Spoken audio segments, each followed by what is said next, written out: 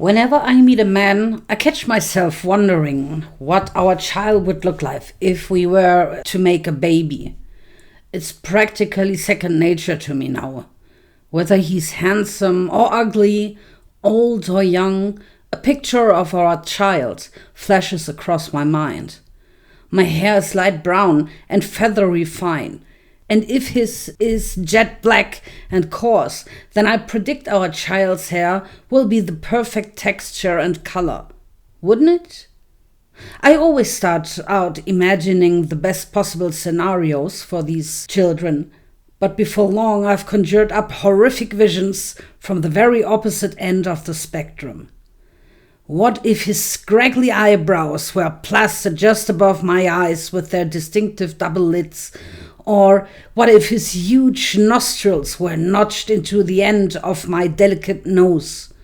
His bony kneecaps on my robustly curved legs, his spare toenails on my highly arched foot.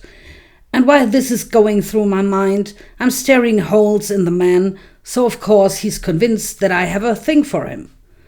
I can't tell you how many times these encounters have ended in embarrassing misunderstandings. But still, in the end, my curiosity always gets the best of me. When a sperm and an egg unite, they create an entirely new cell. So a new life begins. These new beings enter the world in all kinds of shapes and sizes. But what if, when the sperm and the egg unite, they are full of animosity for each other? Wouldn't the creature they produce be contrary to expectation and abnormal as a result? On the other hand, if they have a great affinity for each other, their offspring will be even more splendid than they are. Of that, there can be no doubt.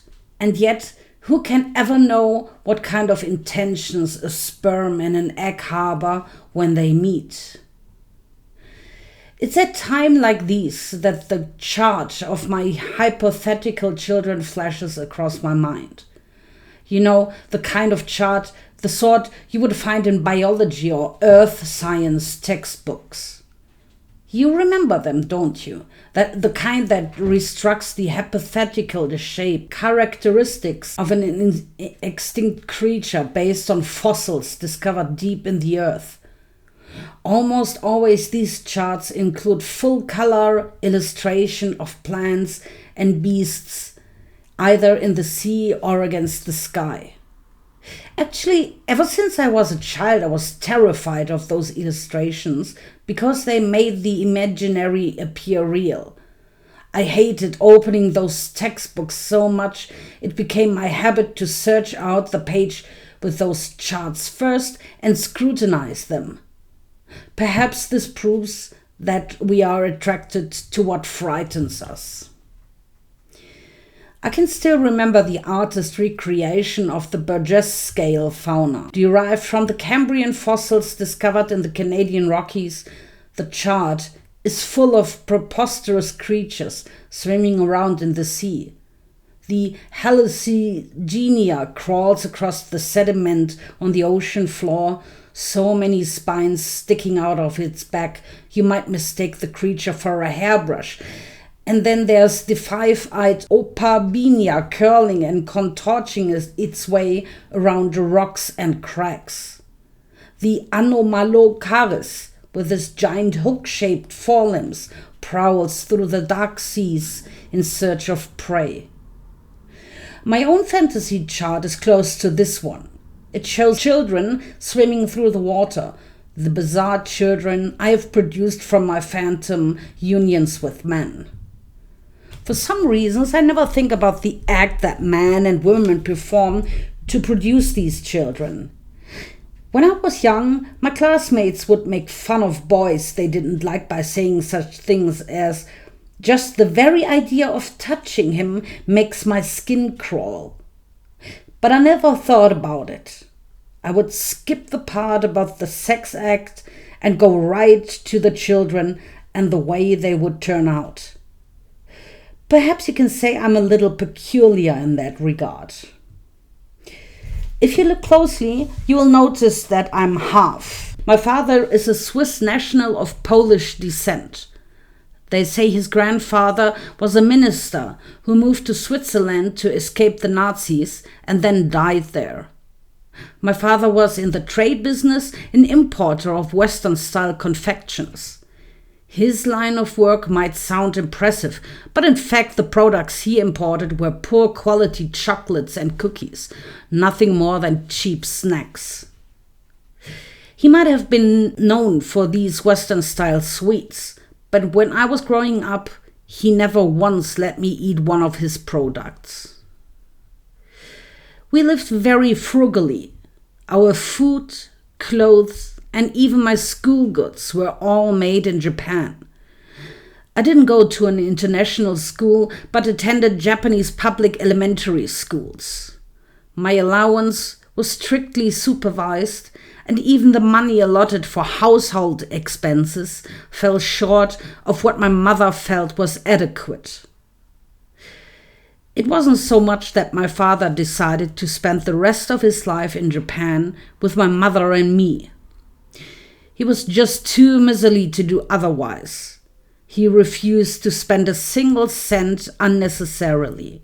And he, of course, was the one who determined what was and wasn't necessary. To prove my point, my father kept a mountain cabin in Gunma Prefecture, where we spent the weekends. He liked to fish and just put his feet up while he was there. For the evening meal, it was our custom to have bigos prepared just the way he liked it. Bigos is a Polish country-style stew made of sauerkraut, vegetables and meat. My Japanese mother hated fixing it, of that there can be little doubt.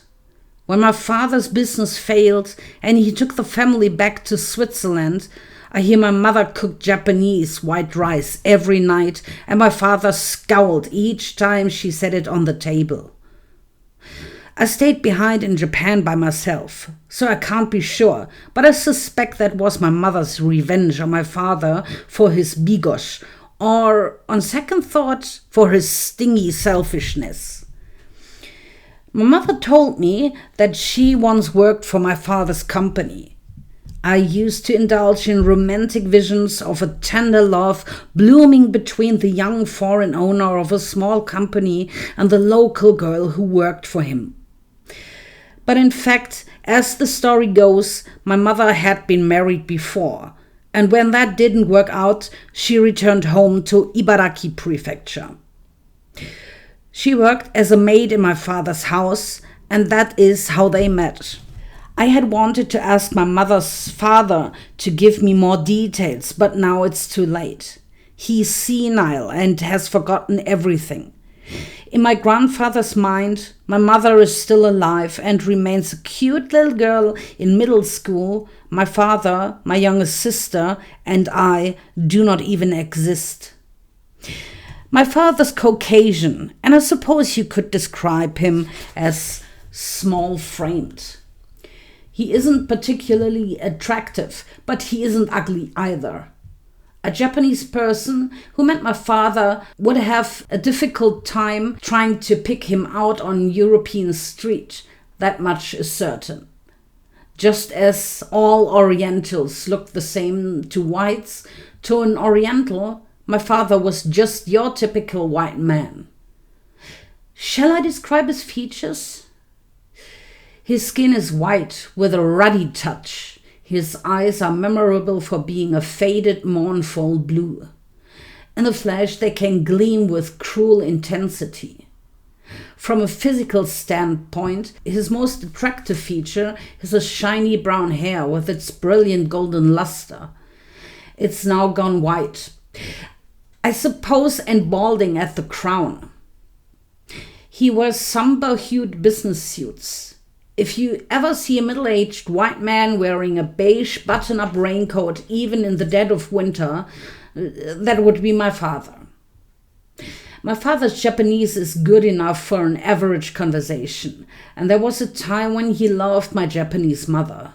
When I was little, he would always say, When your dad comes to Japan, he planned on going home as soon as he could.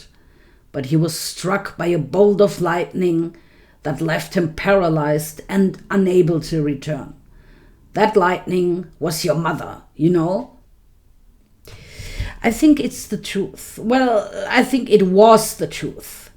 My father and mother fed my sister and me on a diet of romantic dreams just as though they were giving us candy.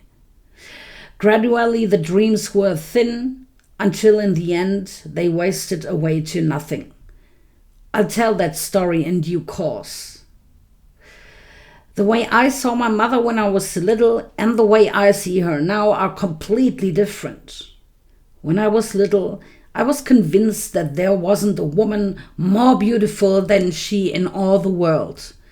Now that I've grown up, I realized that she was just average looking and not particularly attractive, even for a Japanese. Her head was large and her legs short. Her face was flat and her physique poor. Her eyes and nose crowded her face for space. Her teeth stuck out and she had a weak character. She yielded to my father in everything. My father controlled my mother. If my mother even talked back, he would lash out at her with a volley of words. Mother was not smart. In fact, she was a born loser. Oh? Do you think I'm being too critical? It never even occurred to me. Why am I so unforgiving when it comes to my mother? Let's just keep that question in mind as we go along, shall we? The one I really want to talk about is my sister. I had a sister who was a year younger than me. Her name was Yuriko, and I have no idea how best to describe her, but if I were to come up with one word, it would be monster. She was terrifyingly beautiful. You may doubt that the person can be so beautiful that she is monstrous. Being beautiful is far preferable to being ugly after all. At least that's the general consensus. I wish I could give people who hold that opinion just one glimpse of Yuriko. People who saw Yuriko were first overwhelmed by how gorgeous she was. But gradually, her absolute beauty would grow tiresome, and before long, they would find her very presence, with her perfect features, unnerving. If you think I'm exaggerating, the next time I'll bring you a photo. I've felt the same way about her all my life, even though I was her older sister. I have no doubt you'll agree too. Occasionally I have this thought. Did my mother die because she gave birth to the monster Yuriko? What could be scarier than two ordinary-looking people giving birth to a beauty beyond all imagination? There's a Japanese folk tale about a kite that gives birth to a hawk. But Yuriko was no hawk. She didn't possess the wisdom and courage that the hawk symbolizes. She wasn't particularly cunning, and she wasn't evil either. She simply had a face that was diabolically beautiful, and that fact alone surely worried my mother no end. What with her own ordinary Asian features? Yes, that's right. It annoyed me too. For better or for worse, my looks are such that you can tell at a glance I have some Asian blood. Maybe that's why people like my face. It's just foreign enough for the Japanese to find interesting, or just oriental enough to charm Westerners. Or so I tell myself. People are funny. Faces that are imperfect are said to have character and human charm, but Yuriko's face inspired fear. The reaction to her face was the same, whether she was in Japan or overseas. Yuriko was the child who perpetually stood out from the crowd, even though we were sisters, and even though we were born within a year of each other. It's strange, isn't it, how genes are transmitted so haphazardly? Was she just a mutation? Maybe this is why I imagine my own hypothetical children whenever I look at men. You probably know this already, but Yuriko died about 2 years ago. She was murdered. Her body was found half naked in some cheap apartment in the Shinjuku area of Tokyo. They didn't even know who the murderer was at first. My father did not get upset when he heard the news, and he didn't return from Switzerland either. Not even once. I'm ashamed to say that as his dear beautiful Yuriko grew older, she degraded herself with prostitution. She became a cheap whore. You imagine Yuriko's death shocked me, but it didn't. Did I hate her murderer? No. Like my father, I really didn't care about learning the truth. Yuriko had been a monster all her life. It was only natural that her death would be unusual. I, on the other hand, am perfectly ordinary. The path she followed was clearly different from mine. I suppose you find my attitude chilling, but didn't I just explain? She was a child who was fated from the beginning to be different. Fortune may shine brightly on a woman like that, but the shadow cast is long and dark. It was inevitable that misfortune would come eventually. My former classmate Kazue Sato was murdered less than a year after Yuriko died. The way she died was exactly the same. She'd been left in a first-floor apartment at the Maruyama-cho neighborhood in Shibuya, her clothes in disarray. They said that in both cases more than 10 days had elapsed before the bodies were discovered. I don't even want to imagine the condition they were in by then. I'd heard that Kazue worked for a legitimate company by day, but by night she was a prostitute. Gossip and innuendo swirled for weeks after the incident. Was I horrified when the police announced that the culprit was the same in both murders? Well, to be honest, Kazue's death was far more shocking to me than Yuriko's. She and I had been classmates. Also, Kazue was not pretty. She wasn't beautiful, and yet she died exactly the same way Yuriko did. It was unforgivable. I suppose you can say that I was the conduit who led Kazue to Yuriko and to their lengthy acquaintance, so in the long run I contributed to her death. Maybe Yuriko's bad luck somehow crept over into Kazue's life. Why do I believe that? I don't know. I just do. I knew a bit about Kazue. We were classmates at the same prestigious private high school for girls. Back in those days, Kazue was so skinny it seemed her bones would grate together, and she was known for the ungainly way she carried herself. She wasn't at all attractive, but she was smart and she made good grades. She was that kind of person who would spout off in front of everyone and make a show of how intelligent she was because she wanted to attract attention. She was proud and had to be the best at everything she did.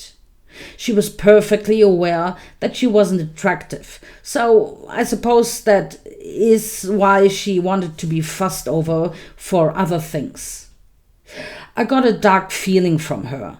A negative energy so palpable, I felt I could take it in my hand. It was this sensitivity of mine that attracted Kazue to me. She trusted me and began going out of her way to talk to me. She even invited me over to our house. After we both advanced to the university affiliated with our high school, Kazue's father died unexpectedly and Kazue changed. She devoted herself to her studies and began to pull away from me.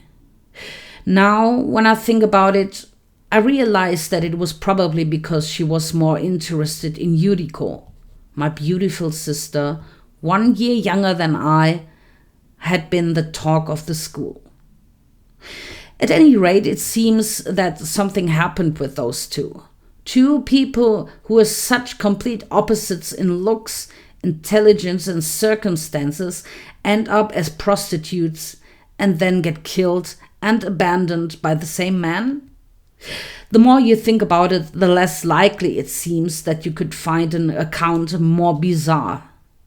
The incidents with Yuriko and Kazuo irrevocably changed my life. People I'd never seen before would catch wind of the gossip and poke their noses into my business, bombarding me with all kinds of intrusive questions about those two. Disgusted, I climbed up and refused to speak to anyone at all. But now my personal life has finally settled down. I've started a new job, and all of a sudden I want to talk about Yuriko and Kazuo so badly I can hardly stand it. I'll probably keep on talking even if you try to interrupt me. With my father in Switzerland and Yuriko dead, I'm completely on my own. I feel like I need someone to talk to, or maybe I just need to think about this weird incident myself. I have Kazuo's old letters and things that I can refer to, and even though it will probably take some time to tell the whole story, I plan to keep going until I've unloaded it all. Every detail.